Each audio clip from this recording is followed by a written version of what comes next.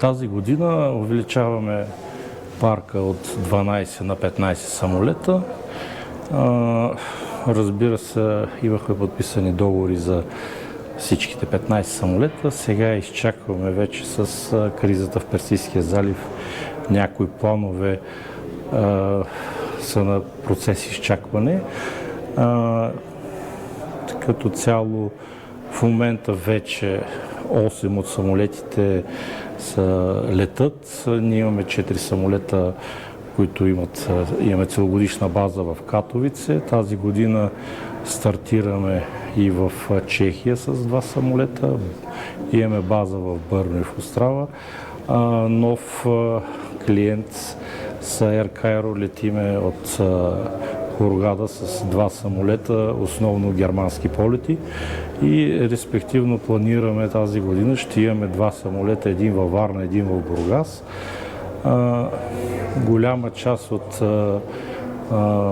полетите, които ние имаме също така голяма база, имахме в Тел Авив, изчакваме в момента да отворят летището, за да почват нормално опериране.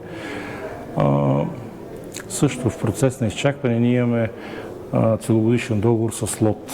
ЛОТ, един от самолетите ни лети изцяло за тях, като оперира по линията Варшава-Тел Авив.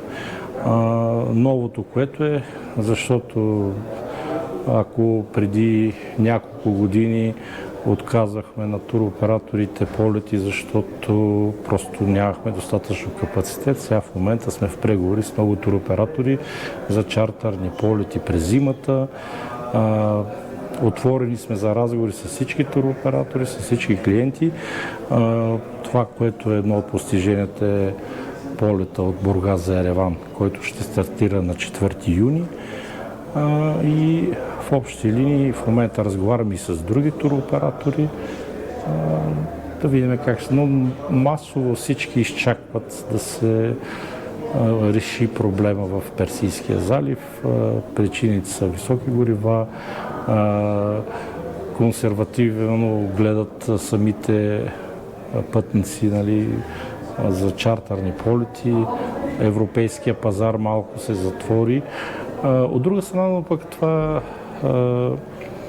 отваря възможности за българското Черноморие, тъй като затварянето на някои дестинации, част от туристите гледат да се пренасочат към по-спокойни региони, и в случая, като имаме, например, че примерно Италия и Испания са вече overbooking, това е голям шанс, според мен, българското Черноморие да увеличи капацитета на туристите през тази година. Как успя за толкова кратко време Electra Airways да се развие толкова бързо? Има ли някаква тайна на успеха? Защото това си е доста бързо развитие за авиокомпания. Ние си имаме собствен бизнес модел за развитие и това е основната причина. Имаме собствена техническа организация.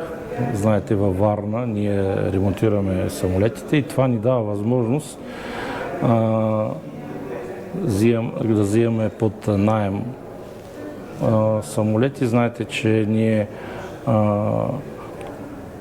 учредихме така наречения Vector Group, обединение на 4 различни компании, което затвори изцяло кръга и бизнес модела.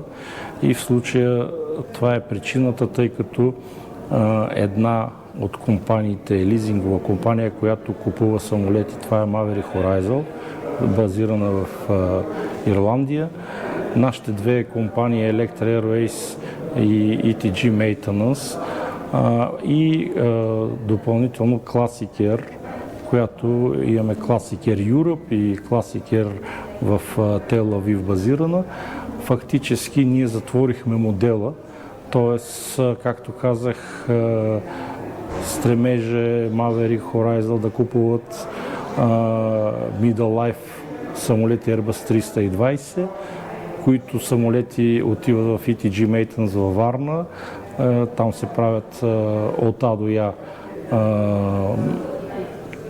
тежки си чекове, след което тези самолети отиват в Electra Airways, която оперира с тях и респективно Classic Air като туроператор намира пазар за тези самолети. В същото време причината за бързия растеж е, че парите от единия джоб отиват в другия. Тоест ETG като направи самолет, отиват в Electra оперира, плаща лизинг на Maverick Horizon, които акумулират нови средства, купуват нови самолети и това ни позволи за кратко време бързо да завъртиме и да скочим от един самолет до 15.